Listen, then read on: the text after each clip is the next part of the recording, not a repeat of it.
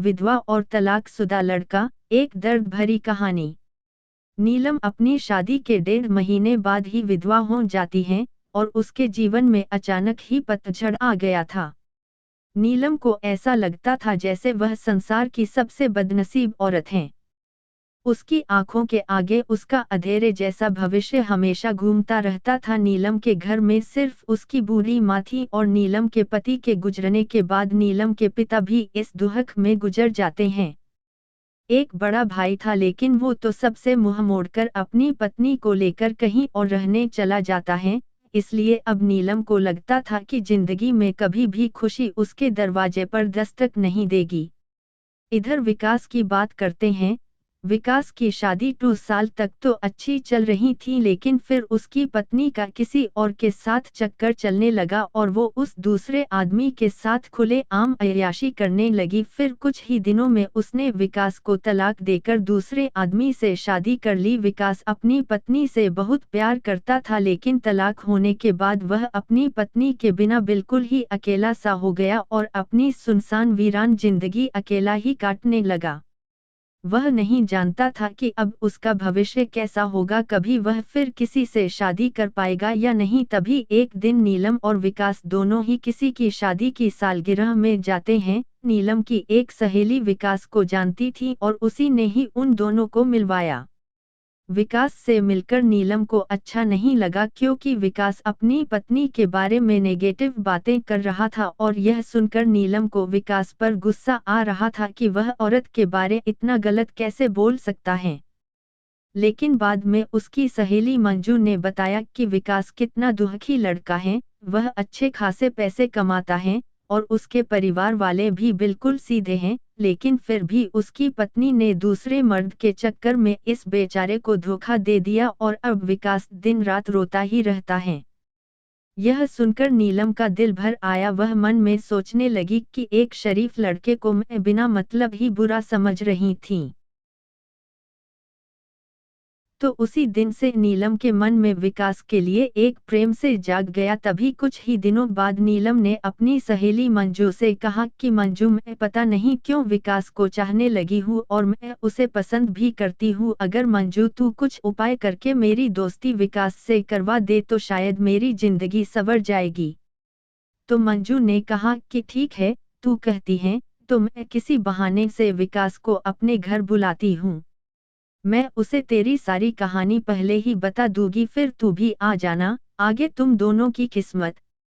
तभी मंजू अपने जन्मदिन का बहाना करके विकास को अपने घर बुलाती है और मंजू विकास को नीलम की बीती हुई सारी बात बताती है और वो उसे ये भी बताती है कि शादी के 1.5 महीने में ही नीलम विधवा हो गई थी। विकास को नीलम का ऐसा हाल देखकर उसे बहुत दुख होता है। तभी विकास नीलम से मिलता है और उसे समझता है, वाकई में नीलम एक बहुत दुखी लड़की थी। अब विकास ये तय कर लेता है कि वो नीलम का सहारा बनेगा। नीलम को भी विकास दिल से बहुत ही पसंद था और दोनों ही बाहर भी मिलने लगे ताकि वो एक दूसरे को सही से समझ सकें। एक दिन उन दोनों को ही एक दूसरे से बेहद प्यार हो गया और रात रात भर वो दोनों ही फोन पर चैटिंग भी करते हैं और कभी फोन पर बातें भी कर लेते थे। विकास बहुत ही रोमांटिक लड़का था, वह अपनी बातों से नीलम का दिल जीत चुका था।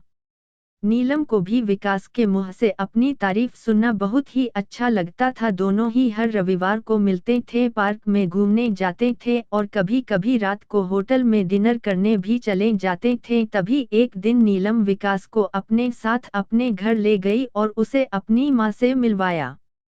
विकास ने जब नीलम की माँ के पाँव छुए तो नीलम की माँ रोने लगी और विकास का हाथ पकड़कर कहने लगी कि बेटा, मेरी बेटी का सहारा जरूर बनना और उसका साथ कभी भी मत छोड़ना, मेरे सिवा इसका कोई भी नहीं। अब मेरा भी कोई पता नहीं कब उस भगवान का बुलावा आ जाए।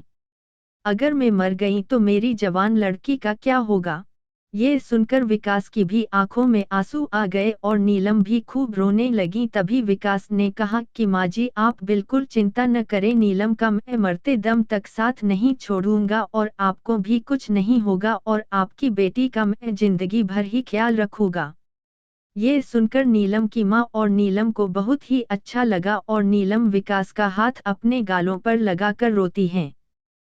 तभी एक दिन दोनों ही पार्क में बैठे थे तो नीलम ने कहा कि विकास, तुम अपने घर वालों से मुझको कब मिलवाओगे।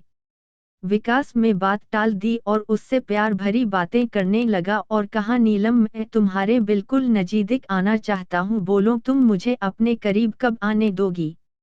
लेकिन नीलम विकास को अपने करीब आने से मना करती हैं, मगर फिर भी थोड़ा बहुत वो दोनों प्यार कर ही लेते हैं। तभी नीलम की सहेली मंजू ने नीलम के कान भरना शुरू कर दिए। उसने कहा कि नीलम लड़कों पर इतना जल्दी भरोसा नहीं करते। तू तो सीधी साधी है, विकास को अपनी माँ से भी मिला दी, लेकिन विकास ने तुझे किसी से मिलवाया। कहीं ऐसा न हो कि वो तुझे इस्तेमाल करके न छोड़ दे। यह सुनकर नीलम के कान खड़े हो गए और वह सोचने लगी कि कहीं विकास मुझे धोखा तो नहीं दे रहा। उधर विकास ये सोच रहा था कि मैं नीलम को अपने घर कैसे लेकर आऊं। मेरा घर बिल्कुल छोटा सा है और मैं उसे अभी नहीं बताऊंगा कि उसके लिए मैंने एक घर बुक कर लिया है और 50,000 जमा भी करवा दिए हैं और बाकी की मैं बैंक से किश्त बनवा लूंगा। एक महीने बाद विकास का जन्मदिन था। विकास ने सोचा मेरे जन्मदिन पर ही नीलम को सरप्राइज दूंगा और तभी नीलम और उसकी माँ को भी घर बुला लूंगा। उसी दिन नीलम से शादी की सारी बात करके उसे सगाई की रिंग भी पहना दूंगा, क्योंकि नीलम के परिवार में और कोई नहीं है, इसलिए सारा कार्यक्रम नीलम और उसकी माँ के सामने ही हो जाएगा। अगले दिन नीलम विकास को फोन करती हैं और गुस्से में कहती हैं कि तुम अपने घर वालों से मुझे कब मिलवाओगे। विकास फिर से बात को टालते हुए बात को पलट देता है। अब नीलम का शक और भी बढ़ जाता है। तभी नीलम विकास से कहती हैं, तुम्हारे बैंक में कितने पैसे हैं, मुझे अपना बैंक बैलेंस दिखाओ। लेकिन विकास ने बैंक बैलेंस दिखाने की बात भी टाल दी, क्योंकि सभी पैसे उसने मकान के बयाने में दे दिए थे और उसके अकाउंट में यही कोई 8 से 10 हजार ही पड़े थे। नीलम का शक अब बढ़ता ही जा रहा था और वो ये सोच लेती हैं कि विकास वाकई में मेरा इस्तेमाल कर रहा है और वो मुझसे शादी भी नहीं करेगा, इसलिए नीलम विकास का फोन तक उठाना बंद कर देती हैं। इधर विकास एंगेजमेंट की सारी तैयारी कर चुका था। बातों ही बातों में उसने नीलम की अंगूठी का भी नाप ले लिया था और नीलम को इसका पता भी नहीं चला था। विकास ने नीलम की तरफ से खुद की भी अंगूठी बनवा ली थी ताकि नीलम की मां का कोई भी खर्चा न हो सके। विकास ने किसी से थोड़ा कर्जा लेकर नीलम के लिए साड़ी और उसका सारा सामान खरीद लिया था और उसकी मां के लिए भी एक सुंदर साड़ी खरीद ली। अब विकास ने सबको यह कह दिया कि मेरे जन्मदिन वाली रात को मेरी सगाई नीलम से है और उसके घर में भी उसने सबको बता दिया था। सारी तैयारी हो चुकी थी। तभी एक दिन विकास ने नीलम को 3 बार कॉल किया, मगर नीलम ने उसका फोन गुस्से में उठाया और कहा कि क्या बात है, जल्दी कहो।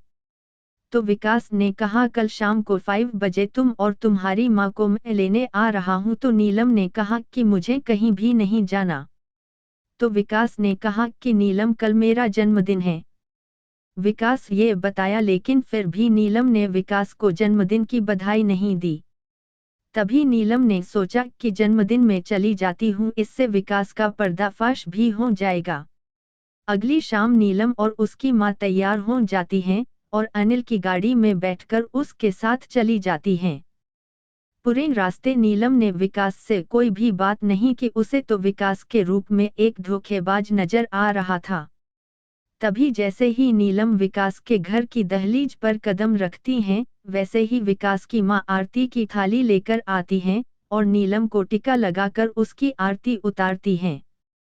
ये देखकर नीलम हैरान रह जाती हैं। तभी वो भी विकास की माँ के पांव छूती हैं।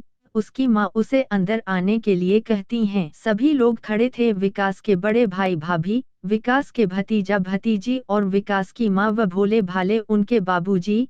सभी लोग नीलम और उसकी माँ का स्वागत करते हैं और बैठने के लिए कहते हैं।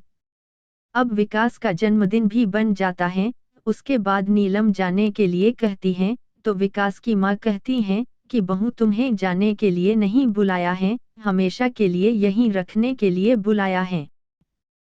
नीलम समझ नहीं पाती तभी विकास की बड़ी भाभी 2 फूलों की माला और एक प्लेट में 2 अंगूठी लेकर आती हैं।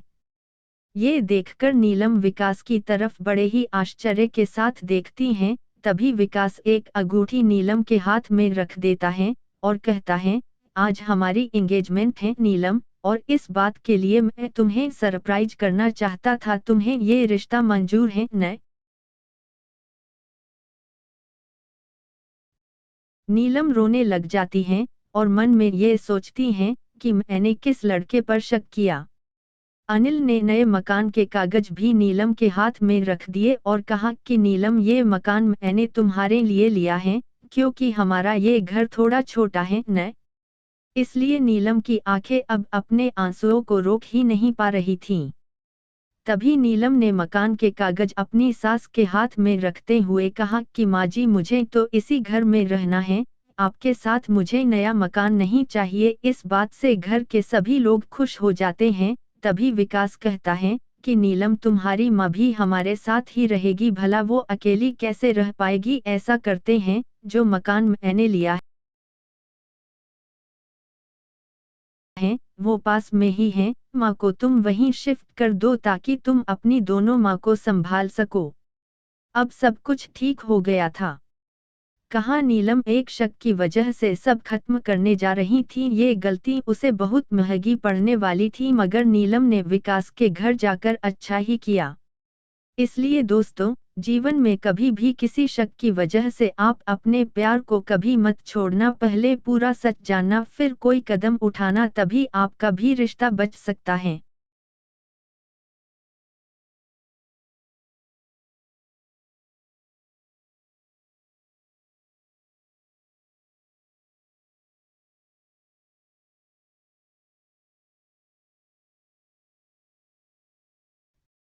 कहानी पर आपकी क्या राय है, कमेंट करके जरूर बताएं। चैनल पर नए हैं तो सब्सक्राइब जरूर करें और ऐसी ही कहानियों के लिए लाइक करना न भूलें। फिर मिलेंगे ऐसी ही नई कहानी के साथ।